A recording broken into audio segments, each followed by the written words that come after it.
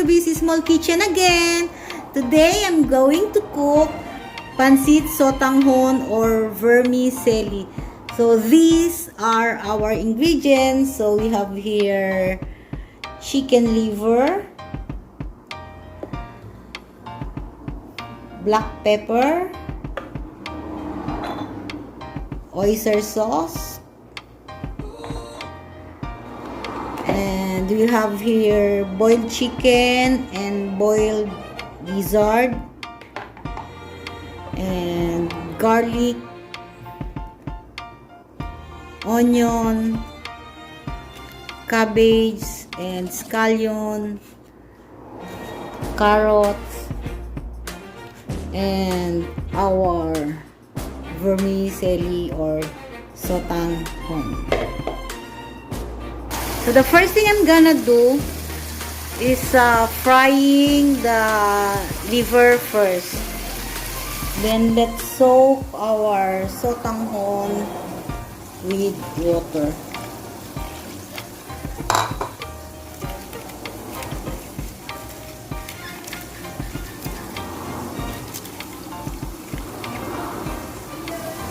And slice our garlic or mince it.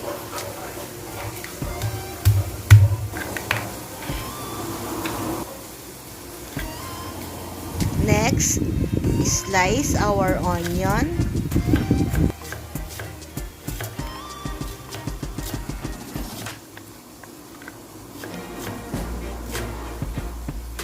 Then slice our gizzard.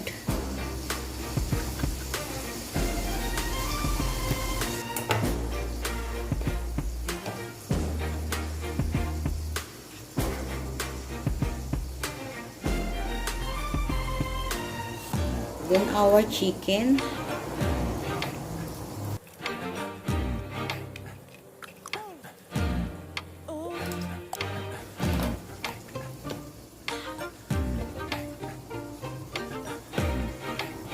So I'm gonna use this pan, which the one I use for frying of our liver. Now, of course, this pan is already hot.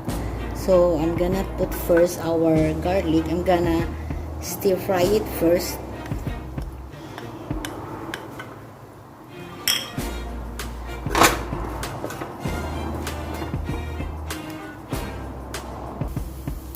So ayan po, bawang pa lang.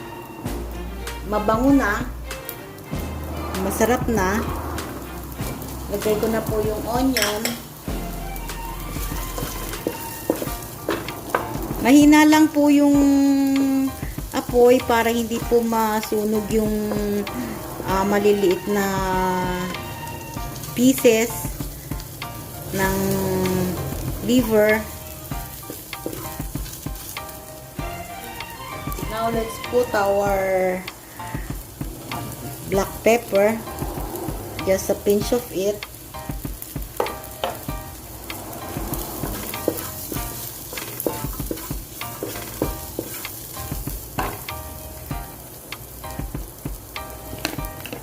And chicken, let's add our chicken.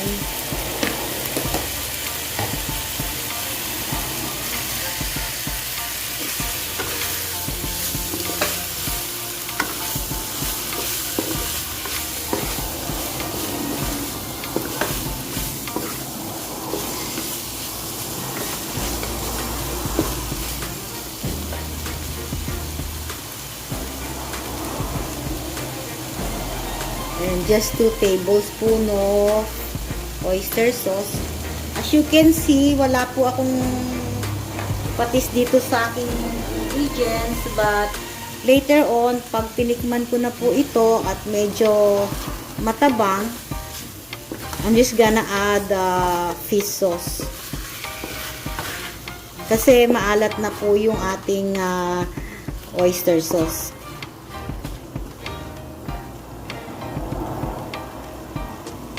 So, lagyan ko lang po ng konting sabaw dun sa ating pinagpakuluan ng manok. Yung ating sinasabing chicken broth.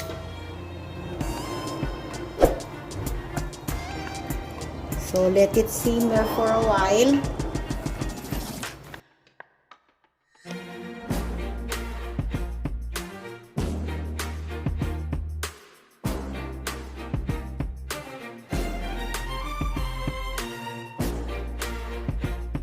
So from this point, we can add our carrots.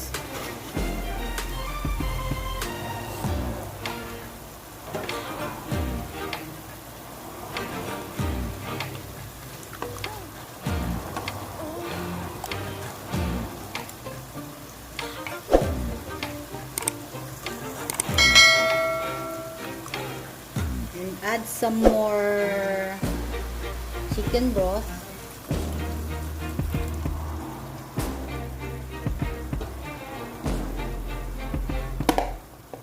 And add our sotanghon.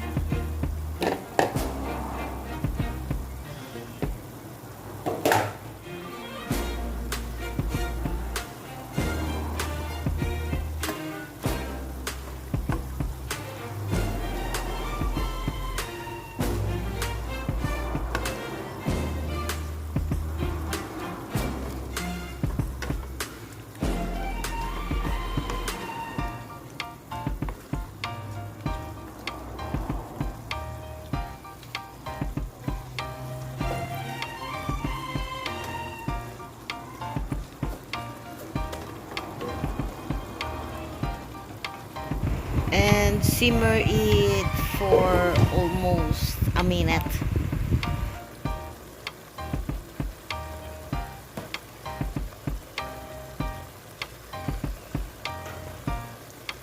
And our fried chicken liver.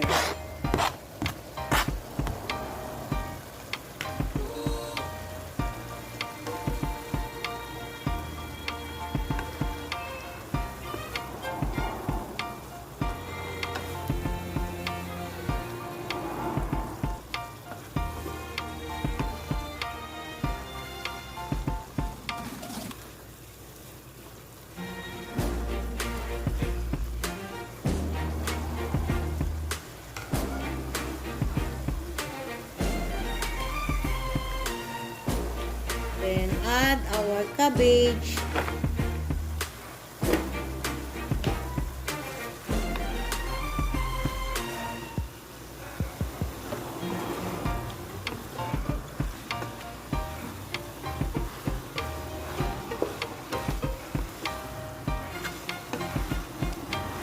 So for me, for this few amount of our ingredients, the 2 tablespoons of oyster sauce are enough for me.